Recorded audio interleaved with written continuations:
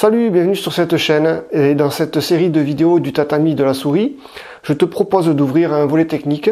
Aujourd'hui, je vais mettre en situation d'étude le balayage, ou encore appelé barai en japonais ou harai. Aujourd'hui, comment améliorer sa technique du balayage.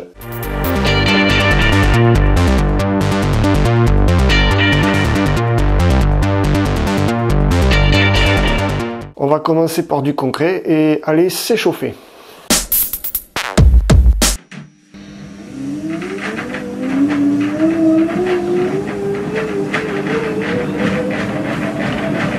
Pendant que je m'échauffe dans cette vidéo, j'en ai profité pour inviter un partenaire vidéo qui va m'aider par ses interventions, en posant des questions pertinentes sur les différentes phases de ce volet technique sur les balayages. Bonjour.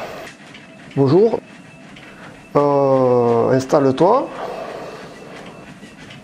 Merci de m'inviter. Ma première question, c'est pourquoi doit-on s'échauffer? Alors, la question sur les échauffements, pourquoi les échauffements sont importants, c'est une très bonne question en effet.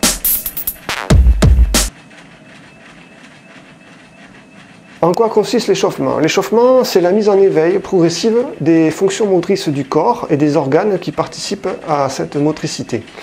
Cette mise en éveil va se traduire par la montée en température puisque, en s'activant, les muscles produisent de la chaleur. Alors, comment ça marche? Pour schématiser, il faut augmenter le rythme cardiaque pour répondre à la demande plus forte en oxygène qui va alimenter les muscles. Le cœur, battant plus vite, va distribuer du sang en plus grande fréquence dans les muscles et les organes. On peut donc courir pour déclencher cette demande, par exemple. Avec plus d'oxygène dans le sang et dans les muscles, les réactions chimiques vont permettre les contractions musculaires, en brûlant les glucides notamment, au carburant du muscle, entre autres. Il faut souligner le rôle important des connexions nerveuses, puisqu'elles interviennent dans cette phase d'échauffement pour piloter la bonne exécution des habiletés motrices générales et spécifiques. Voilà ce qu'on peut dire pour résumer un petit peu à quoi sert l'échauffement. Donc, activation des fonctions motrices, une plus grande respiration, une plus grande fréquence cardiaque, pour une meilleure alimentation des muscles, pour pouvoir permettre les contractions, et sans oublier l'importance des connexions nerveuses.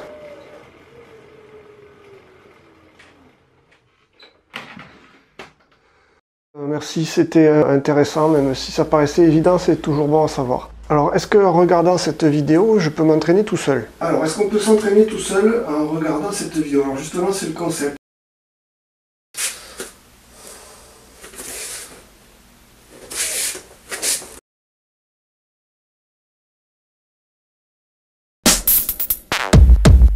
Alors, peut-on s'entraîner seul? Donc c'est exactement le concept de ces vidéos où je propose des séries d'exercices pour justement pouvoir s'entraîner seul. Et il existe un exercice dont le nom est le Tendoku Renshu. Le Tendoku Renshu est un procédé d'entraînement qui consiste à répéter des gestes de façon identique en série afin d'acquérir des automatismes. C'est l'équivalent de l'Uchikomi mais qui se pratique sans partenaire. Ici dans les éducatifs, je propose des exercices de déplacement en pas glissé dans toutes les directions afin de se familiariser avec la sensation de contact du pied avec le sol.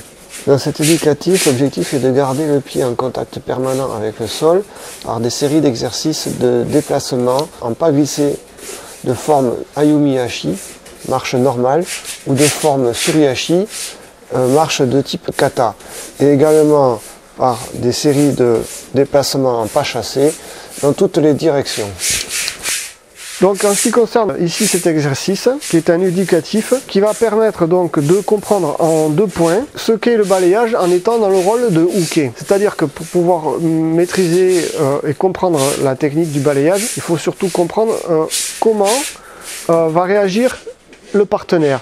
Déjà dans son déplacement et dans un second temps dans la chute. Pour finir de répondre à la question peut-on s'entraîner seul, je fais référence à un ouvrage que j'ai lu et dont voici un extrait.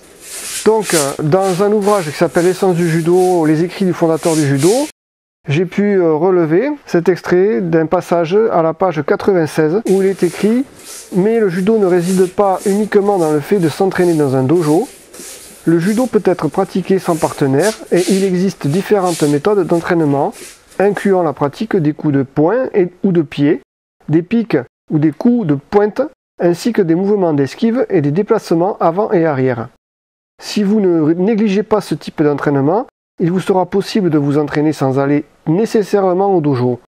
Lorsque les circonstances risquent de vous empêcher de vous rendre au dojo, vous pouvez compléter votre entraînement en restant à la maison et en vous chargeant des différents travaux du ménage. L'étendue des bénéfices que vous pourrez tirer de votre présence au dojo et de votre pratique du randori dépend largement de votre attitude au quotidien. La simulation de la chute. C'est un exercice qui peut également se réaliser avec un partenaire en saisissant le nœud de sa ceinture. Le but est de lancer la jambe entre soi et le partenaire, ou ici le mur, en faisant glisser le pied en gardant le contact avec le sol.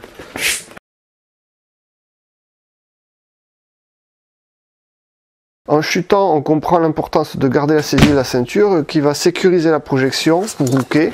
Et quand Tori maintient ce contrôle, en gardant la manche dans sa main, cela lui permet la poursuite du combat en ewaza par une liaison de boussole. La chute est latérale, soit à droite soit à gauche. La main libre frappe le sol.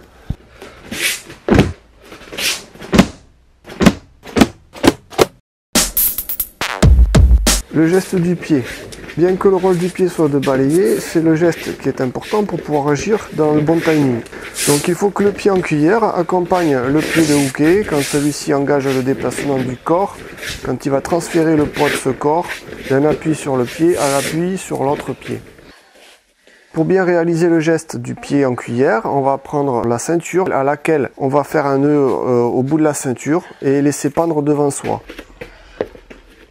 Avec un petit décalage.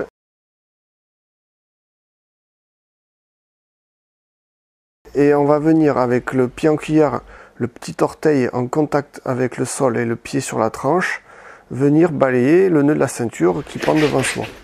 On va faire en sorte que ce nœud de ceinture soit en léger décalage par rapport à l'axe central.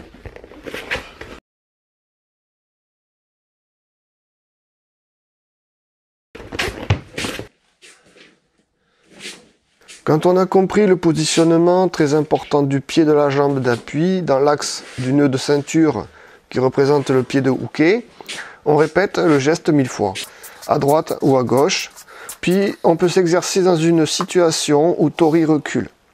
On garde le même principe d'axe de la jambe d'appui en fonction de la position du nœud de ceinture, et on répète 1000 fois. On peut aussi faire une flexion entre chaque répétition ou rajouter du poids aux jambes.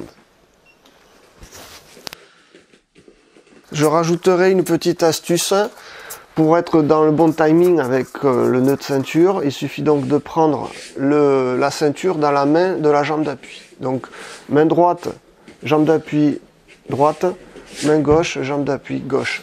Voilà donc quelques astuces pour devenir un champion du judo-kari, un mélange de judo et de jo-kari, mais qui restera surtout très utile pour améliorer ses balayages.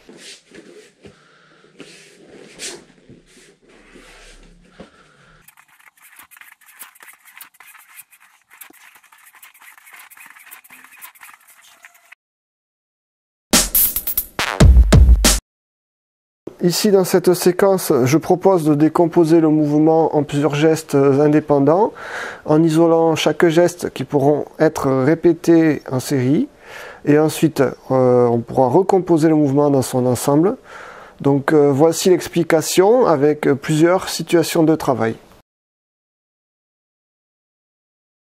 Après avoir répété ce geste 1000 fois, ici, impulsion, j'ouvre, impulsion, j'ouvre. Flexion du bras. Ici, je garde le contact de ma main avec mon épaule pour amener hooké en reculant le pied, grâce à la force donnée à l'impulsion. Donc ici, hooké va venir passer devant.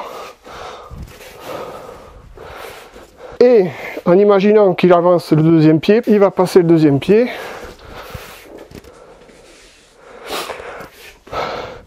Je vais m'aider de la deuxième main. Ici, en ramenant son coude dans sa ceinture. Ici, comme ça, il va se retrouver dans cette position.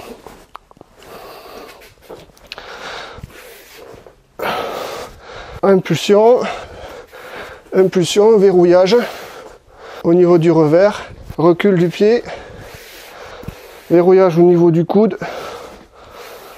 Et c'est là que je vais verrouiller la saisie quand il arrive devant moi et que je vais tirer vers le bas en balayant. Voilà le geste au complet à répéter 1000 fois. Alors pour comprendre exactement comment ça marche exactement de la même façon avec un sabre. Ici j'ai mon sabre. Je viens ouvrir. Ici. Et quand je vais reculer, mon sabre va suivre et je vais pousser pour le ramener face à moi. Ici. Je verrouille et je balaye. On recommence. Ici, j'ouvre avec l'impulsion, j'amène en ramenant ici le coude, je verrouille et je balaye. On répète 1000 fois et si on n'a pas de sabre, on peut faire avec un bâton, un manche à balai coupé à 1 mètre par exemple, c'est pareil. On peut écarter les mains, c'est encore mieux. Ici, on ouvre, on ramène, ici le coude, on verrouille et on balaye.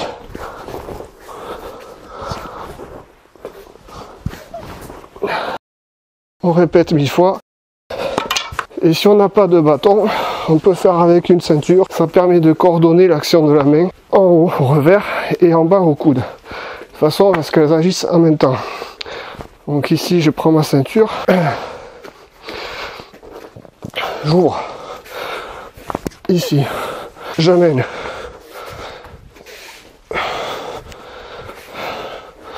j'ouvre, j'amène et je ramène, j'amène, ici je ramène le coude et je balaye.